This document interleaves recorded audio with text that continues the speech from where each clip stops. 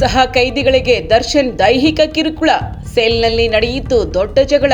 ನಟ ದರ್ಶನ್ ರೇಣುಕಾಸ್ವಾಮಿ ಕೊಲೆ ಪ್ರಕರಣದಲ್ಲಿ ಜಾಮೀನು ರದ್ದಾಗಿ ಪರಪ್ಪನ ಅಗ್ರಹಾರ ಜೈಲಿಗೆ ಮರಳಿದ್ದಾರೆ. ಜೈಲಿನಲ್ಲಿ ಹೊಸ ಕಠಿಣ ನಿಯಮಗಳು ಜಾರಿಯಲ್ಲಿದ್ದು ದರ್ಶನ್ ತತ್ತರಿಸಿ ಹೋಗಿದ್ದಾರೆ.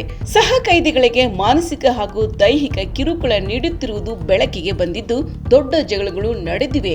ದರ್ಶನ್ ಸೆಲ್ ಮೇಲೆ ವಿಶೇಷ ನಿಗಾವನ್ನ ಇರಿಸಲಾಗಿದೆ. ಹೀಗಾಗಿ ದರ್ಶನ್ ಈ ಬಾರಿ ಜೈಲು ಸೇರಿದಾಗಿನಿಂದಲೂ ಕಠಿಣ ನಿಯಮ ಜಾರಿಯಲ್ಲಿದೆ.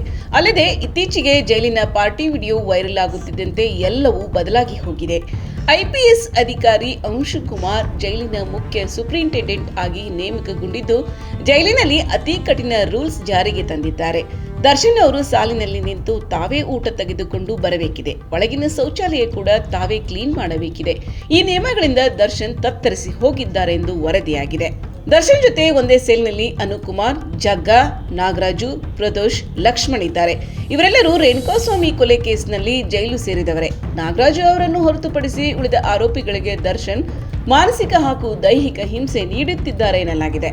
ಕೆಲ ದಿನದ ಹಿಂದೆ ದರ್ಶನ್ ಸೆಲ್ನಲ್ಲಿ ದೊಡ್ಡ ಜಗಳ ನಡೆದು ಹೋಗಿದೆ. ಜಗ್ಗಾ ಹಾಗೂ ದರ್ಶನ್ ಮಧ್ಯೆ ದೊಡ್ಡ ಜಗಳ ಆಗಿದೆಯಂತೆ. ಇಬ್ಬರ ಜಗಳ ಜೋರಾಗುತ್ತಿದ್ದಂತೆ ಜೈಲಾಧಿಕಾರಿಗಳು ಬಂದು ಜಗಳ ಬಿಡಿಸಿದ್ದಾರೆ.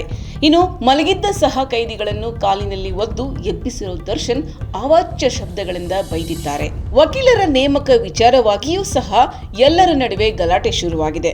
ಅಲ್ಲದೆ ನಾನು ಇಲ್ಲೇ ಇದ್ದರೆ ಸಾಯುವುದಾಗಿ ಅನುಕುಮಾರ್ ಹೇಳಿಕೊಂಡಿದ್ದಾರಂತೆ. ಅನುಕುಮಾರ್ಗೆ ಜಾಮೀನು ಸಿಗುತ್ತಿಲ್ಲ ಎಂಬುದು ಒಂದು ಕಡೆಯಾದರೆ ದರ್ಶನ್ ಚಿತ್ರಹಿಂಸೆ ತಡೆಯಲಾಗುತ್ತಿಲ್ಲ ಅನ್ನೋದು ಮತ್ತೊಂದು ಕಡೆ. ಅಲ್ಲದೆ ವಕೀಲರ ನೇಮಕ ವಿಚಾರವಾಗಿಯೂ ಸಹ ಎಲ್ಲರ ನಡುವೆ ಗಲಾಟೆ ಶುರುವಾಗಿದೆ. ನಾನು ಇಲ್ಲೇ ಇದ್ದರೆ ಸಾಯುವುದಾಗಿ ಅನುಕುಮಾರ್ ಹೇಳಿಕೊಂಡಿದ್ದಾರಂತೆ. ಅನುಕುಮಾರ್ಗೆ ಜಾಮೀನು ಸಿಗುತ್ತಿಲ್ಲ ಎಂಬುದು ಒಂದು ಕಡೆಯಾದರೆ ದರ್ಶನ್ ಚಿತ್ರಹಿಂಸೆ ತಡೆಯಲಾಗುತ್ತಿಲ್ಲ ಅನ್ನೋದು ಮತ್ತೊಂದು ಕಡೆ.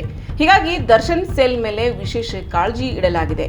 ಟಾರ್ಚರ್ ತಡೆಯಲಾರದೆ ಅನುಕುಮಾರ್, ಜಗದೀಶ್ ಅವರು ತಮ್ಮನ್ನು ಚಿತ್ರದುರ್ಗ ಜೈಲಿಗೆ ಶಿಫ್ಟ್ ಮಾಡಲು ಮನವಿ ಮಾಡಿದ್ದಾರೆ.